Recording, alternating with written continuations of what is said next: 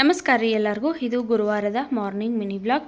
ಇವತ್ತು ಬೆಳಗ್ಗೆ ನಾನು 7 ಗಂಟೆಗೆ ಎದ್ನಿ. ಬೇಗ ಹೇಳೋಕ್ಕಾಗಲಿಲ್ಲ, ಲೇಟ್ ಆಯಿತು ಹೇಳೋದು. ಹಾಗಾಗಿ ಎಲ್ಲ ಕೆಲಸಗಳನ್ನ ಬೇಗ ಮಾಡ್ಕೊಳಕತ್ತಿದ್ನಿ. ಯಾಕಂದ್ರೆ ನಮ್ಮ ಮನೆಯವ್ರಿಗೆ ಬಾಕ್ಸ್ ಕಳಿಸ್ಬೇಕಲ್ಲ 9:15 ಅಂದ್ರೆ. ಅದಕ್ಕೆ ನಾಷ್ಟಕ್ಕೆ ಇವತ್ತು ಶಾವಿಗೆ ಉಪ್ಪಿಟ್ಟು ಮಾಡಿರಾತಂತೇಳಿ ಶಾವಿಗೆ ಉಪ್ಪಿಟ್ಟು ಮಾಡಕತ್ತಿದ್ನಿ.